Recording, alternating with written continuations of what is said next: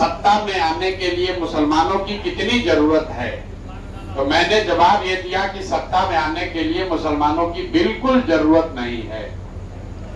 मुसलमानों की जरूरत बिहार में व्यवस्था बदलने के लिए है, समाज को सुधारने के लिए है, एक बेहतर व्यवस्था बने उसके लिए है। सत्ता से ज्यादा गरीबी, सबसे ज्यादा फटेहाली बदहाली मुसलमानों के बड़े गांव में क्यों है?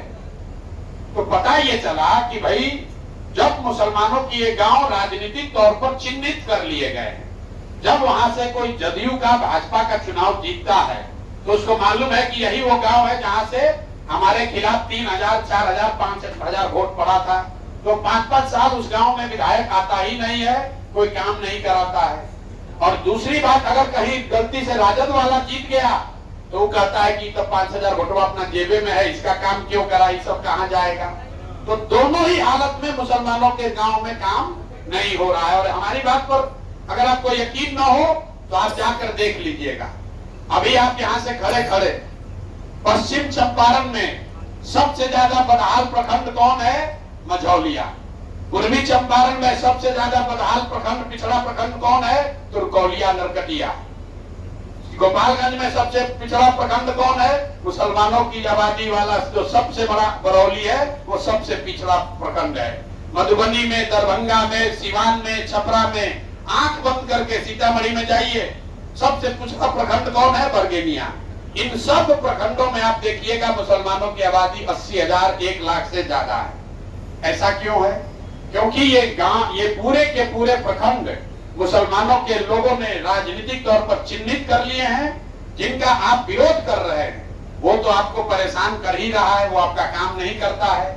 लेकिन जिनको आप वोट देकर जिताने की कोशिश कर रहे हैं वो भी जब जीत कर जाता है कहता है सब जाएगा कहां, हमको तो वोट देवे करेगा, इसलिए वो भी आपका काम नहीं करता है। तो मेरे भाई, कमोवेश यही स्थिति पूरे बिहार की है।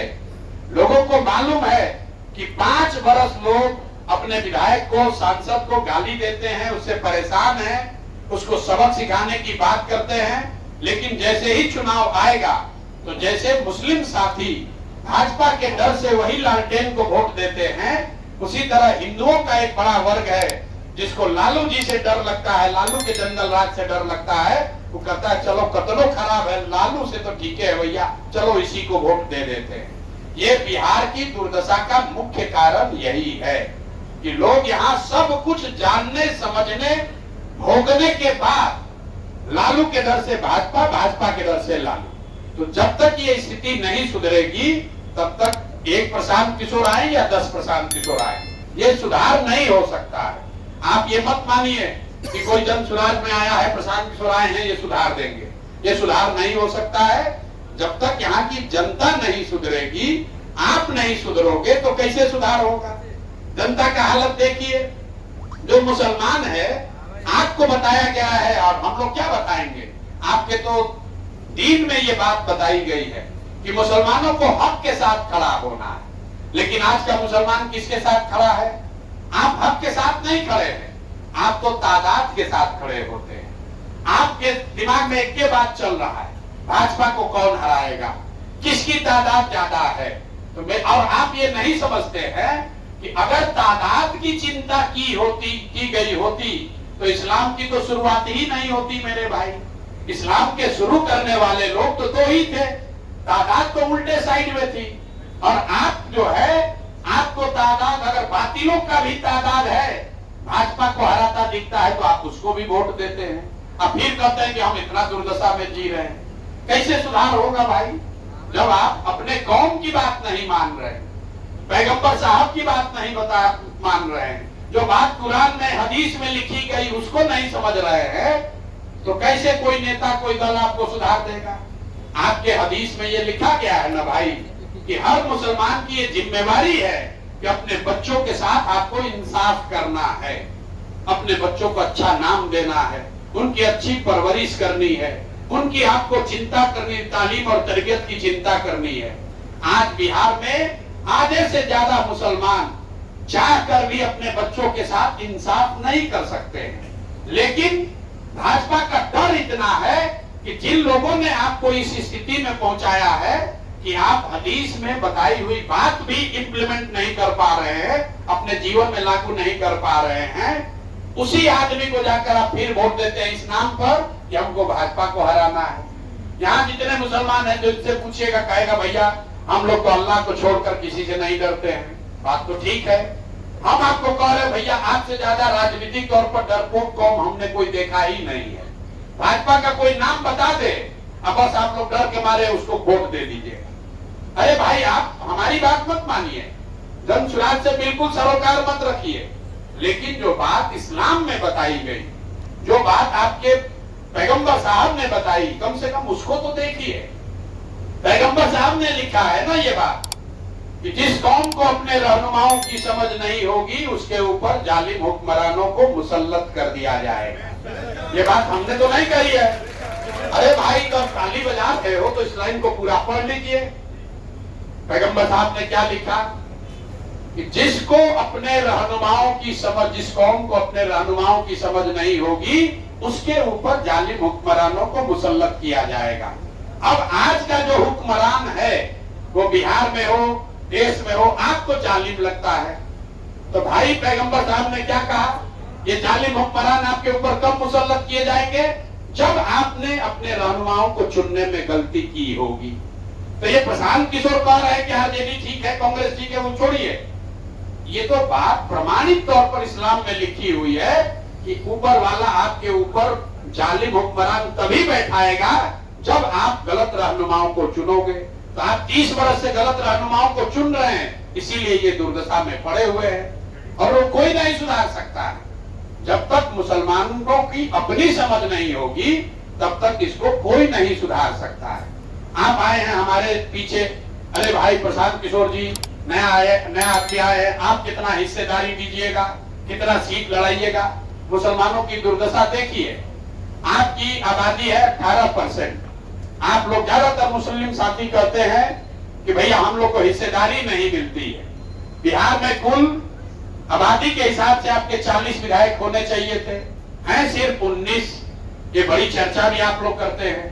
मैं आपको बता रहा हूं ये चर्चा का विषय ही नहीं है, ये चर्चा का विषय होना ही नहीं चाहिए। क्यों? अरे भाई राजद वालों ने, कांग्रेस वालों ने आपको टिकट नहीं दिया इसलिए आपके 19 ही विधायक हैं। चर्चा का विषय ये होना चाहिए कि बिहार में आबादी के हिसाब से 1650 मुसलमान मुखिया होना चाहिए। है कितना? 1200 से कम। आबादी के हिसाब से 27,500 वार्ड सदस्य मुसलमान होना चाहिए। है कितना? 11,000 से कम। अब आप हमको बताइए कि आपको मुखिया बनने से किसने रोका? आपको वार्ड सदस्य किसने बनने से रोक दिया? किसी ने पूछा आप कैसे कम्युनलाइजेशन रोकिएगा? अरे भाई आप जब राजनीति में आप और आपके बच्चे शामिल ही नहीं हो रहे हैं तो आपकी जड़ मजबूत होगी ही नहीं, तो आपका लीडरशिप पैदा ही कहां से होगा? लालू जी ने आपका सबसे बड़ा नुकसान ये किया कि आपके दिमाग में बैठा दिया कि अगर जिंदा रहना चाहते हो, सुरक्षित रहना चाहते हो तो मेरा लालटेन लेके चलते रहो, अपने पैर पर मत खड़ा हो। ये बात आपको लालू जी ने बता दी और इन्होंने सबसे बड़ा नुकसान किया है। इस बात को आप समझिए। लालू जी विधायक का टिकट दे न दे, मुसलमानों के मन में ये बात आ गई है कि हम राजनीति में लड़कर अपने बल पर नहीं खड़ा हो सकते हैं, हम जीत नहीं सकते हैं। इसीलिए आपके समाज के लड़के वार्ड सदस्य भी नहीं लड़ते हैं, इसीलिए वो मुखिया भी नहीं लड़ते हैं जितना लड़ना चाहिए। तो अगर आप अपने पैर पर नहीं खड़ा होइएगा तो आपको कोई ना कोई रहनुमा ढूंढना पड़ेगा और जिसके पीछे चलिएगा वो आपको ठगेगा ही ठगेगा। भाई किसी के पीछे चलिएगा, आपकी अपनी क्षमता नहीं है तो वो ठगेगा ही ठगेगा। ठगना मतलब अपना उसका काम निकल जाएगा तो आपको नहीं पूछेगा। तो अगर आपको अपनी दशा सुधारनी है तो किसी दल को वोट दीजिए नहीं दीजिए वो आपका व्यक्तिगत मामला है, लेकिन जरूरत इस बात की है कि मुसलमान समाज के लोग राजनीति में, लोकतंत्र में अपनी भागीदारी सुनिश्चित करें। निचले स्तर से, समाज के स्तर से, अपने बीच से ऐसे लोग खड़ा करें जो आपकी नुमाइंदगी कर सके। वो अगर आप नहीं कीजिएगा तो आपको हमेशा कोई ना कोई आपके नजर में धोखा ही देगा। भाई आप ही के इस्लाम में बताया गया है कि बिना जद्दोजहद के जीवन में कुछ हासिल नहीं होता है, लेकिन मुसलमान आज क्या चाहता है? कोई तेजस्वी यादव, कोई राहुल गांधी, कोई प्रशांत किशोर, कोई ममता बनर्जी आ जाए अब भाजपा को हरा दे, हम लोग फिर सुकून का जिंदगी जीने लगे। अरे मेरे भाई, ये नहीं हो सकता है। इसलिए नहीं हो सकता है कि आपके पैगंबर साहब ने बताया है कि जीवन में अगर कुछ हासिल करना है तो जद्दोजहद करनी पड़ेगी। अगर इस बात में दम नहीं होता तो आपके इस्लाम में यह बताया गया होता कि जद्दोजहद मत करो, चुपचाप बैठे रहो, मौके के इंतजार में रहो, जब बढ़िया मौका आएगा तो अपने आप जीवन सुधर जाएगा। ऐसी बात नहीं है। तो जो भी मुस्लिम साथी यहाँ हैं, मैं आपसे आग्रह करूंगा, आपको जिसके साथ रहना है रहिए, जिसको वोट देना है दीजिए, लेकिन कम से कम अपने बच्चों को अपने बीच से काबिल लड़कों को, नौजवानों को राजनीति में लाइए।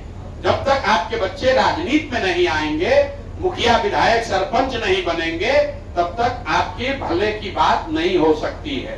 कोई 20 करोड़ की आबादी सिर्फ किसी दूसरे के भरोसे नहीं रह सकती है। आपको दूसरे के साथ रहना है, सिर्फ उसके भरोसे नहीं रहना है। तो ये हो गई मुसलमानों की बात। अब दो